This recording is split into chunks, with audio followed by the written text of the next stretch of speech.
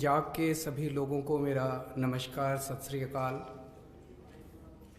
पिछले कुछ दिनों से आप सब लोग देख रहे होंगे,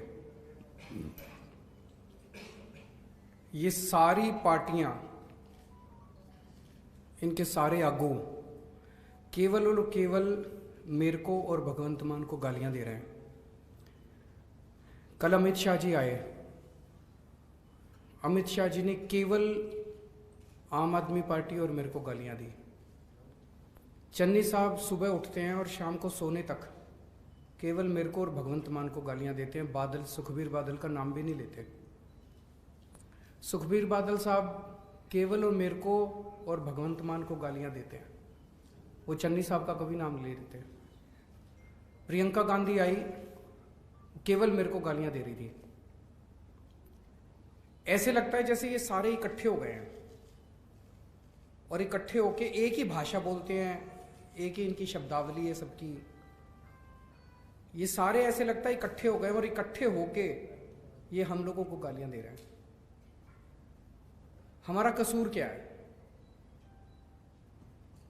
हम पंजाब में जगह जगह जा रहे हैं, कोने कोने में जा रहे हैं, प्रेस कॉन्फ्रेंस भी करते हैं, इंटरव्यू भी करते हैं। उसमें हम यही तो कह रहे हैं कि दिल्ली में हमने स्कूल अच्छे किए, हमें वोट दो, हम यहाँ भी स्कूल अच्छे करेंगे।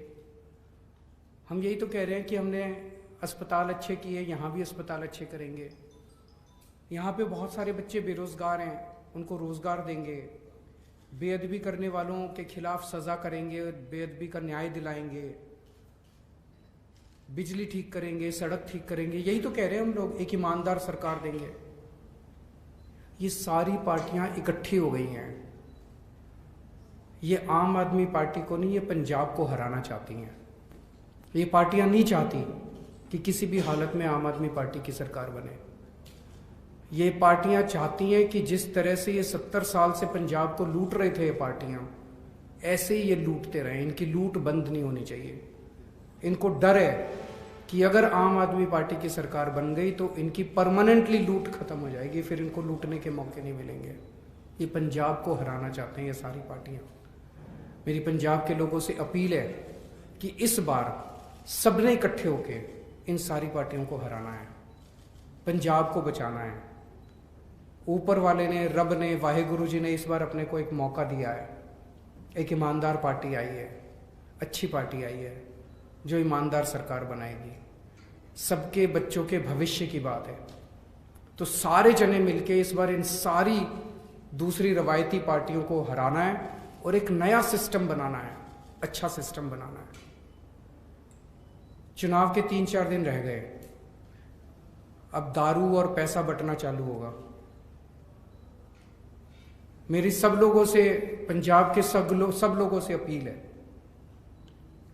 इस बार फिसल मत जाना कभी, बिल्कुल भी, किसी हालत में, कोई नहीं।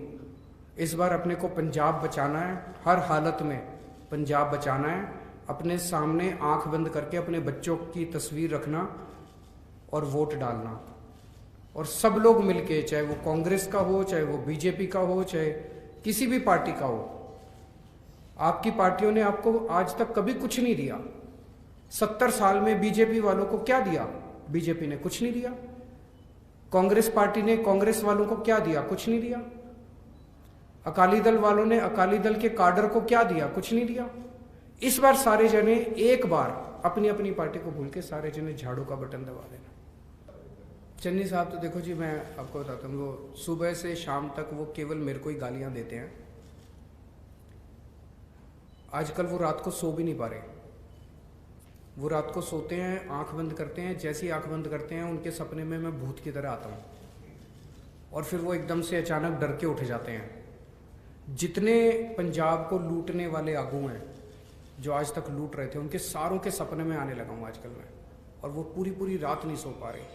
जिस किस्म के बयान चन्नी साहब कर रहे हैं उससे तो यही लगता है कि काफ़ी दिनों से सोए नहीं है, काफ़ी दिनों से उनको आराम की सख्त ज़रूरत है। इसीलिए वो बेतुके बयान 24 घंटे मेरे खिलाफ करते रहते हैं।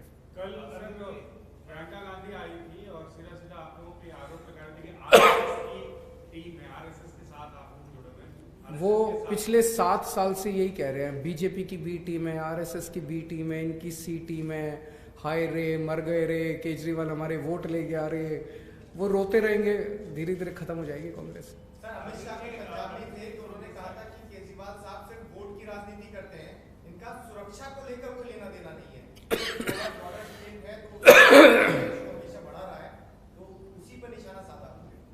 देखिए, आज पंजाब के अंदर पिछले 5 साल में और खासकर पिछले 3-4 महीने में जो घटनाएं घटी हैं, उससे एक बड़ा प्रश्न खड़ा होता है कि क्या कांग्रेस पंजाब को, पंजाब के लोगों को सुरक्षा दे सकती है। एक तरफ जहां आम पंजाबी अपने आप को सुरक्षित महसूस कर रहा है, महिलाओं के खिलाफ बहुत सारी वारदातें हो रही हैं, आम जनता के बीच में क्रिमिनल आपराधिक घटनाएं बढ़ी हैं, दूसरी तरफ बेअदबी के कई सारे अटेम्प्ट्स हुए हैं पिछले कुछ महीनों में। लुधियाना में बॉम्ब ब्लास्ट हुआ, प्रधानमंत्री की सुरक्षा, जब प्रधानमंत्री आए, प्रधानमंत्री की सुरक्षा में सिक्योरिटी ब्रीच हुआ। प्रधानमंत्री की सुरक्षा देश की सुरक्षा है, उसके ऊपर राजनीति नहीं होनी चाहिए। उसके ऊपर दोनों तरफ से राजनीति हुई, मैं उधर भी दोनों तरफ से उन्होंने राजनीति की।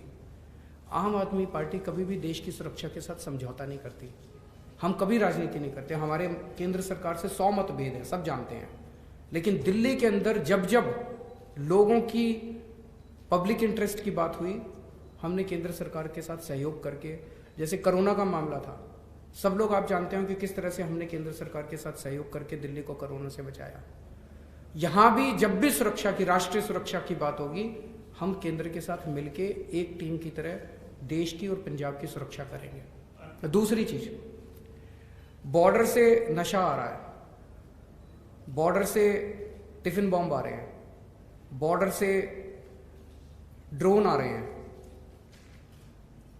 इनमें बहुत सारी घटनाओं के पीछे कहीं ना कहीं रिश्वतखोरी होती है, भ्रष्टाचार होता है।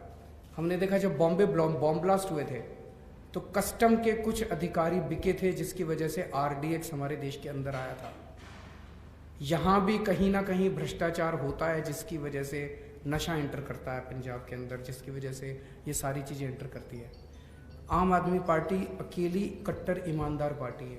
ईमानदार पार्टी आएगी तो नशा आना बंद होगा और बॉर्डर सुरक्षित होगा।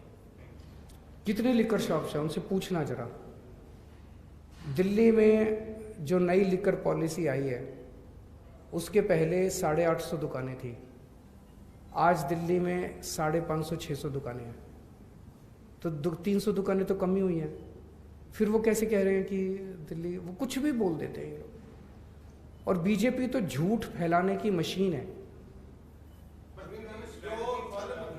मैं उनसे अगली बार वो ये कहें तो उनसे ये पूछना कि दिल्ली के अंदर तो दारू 1 नंबर में बिकती है, गुजरात के अंदर तो पूरा ड्राई स्टेट है, खुलेआम दारू की नदियां बह रही हैं वहां। उस इलीगल दारू का पैसा किसके पास जाता है?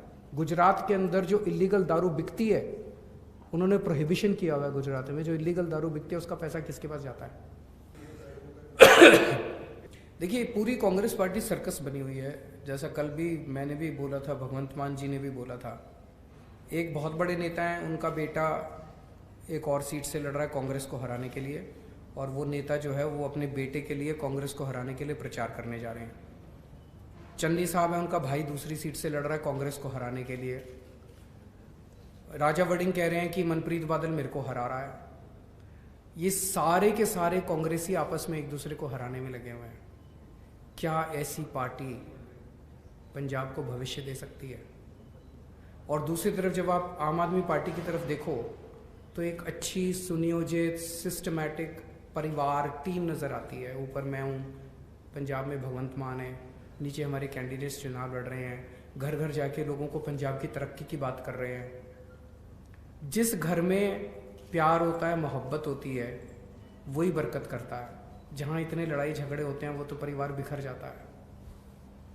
देखो जी, मैं समझ सकता हूँ आप ये प्रश्न क्यों पूछ रहे हैं, क्योंकि जिस तरह से कैप्टन अमरिंदर साहब जब CM थे, 3-3, 4-4 दिन तक गांधी परिवार के वेटिंग रूम में बैठे रहते थे। हफ्ते में 3-4 गेड़े तो उनके लग ही जाते थे दिल्ली के। कोई भी छोटे से छोटा निर्णय हो, वो दिल्ली उनको जाना पड़ता था हाईकमांड के पास। आज चन्नी साहब जो हैं, हफ्ते में 5-7 बार तो चले ही जाते हैं दिल्ली। सिद्धू साहब 24 घंटे दिल्ली बैठे रहते हैं, ये सारी कैबिनेट उनकी दिल्ली बैठी रहती है। पिछले 4 महीने में आप मेरे को ये बताओ भगवंत मान कितनी बार दिल्ली आए? 2 बार। जब भी पंजाब का कोई मसला होता है केजरीवाल पंजाब आता है। हमारी पार्टी के सारे निर्णय पंजाब में लिए जाते हैं, हमारी पार्टी पंजाब से चलती है, उनकी पार्टी दिल्ली से चलती है। लेकिन अब अगर हमने दिल्ली में स्कूल बनाए, अस्पताल बनाए, ये ठीक किए, बिजली ठीक की, ये हम तो चाहते हैं कि सारे देश के लोग इससे सीखें।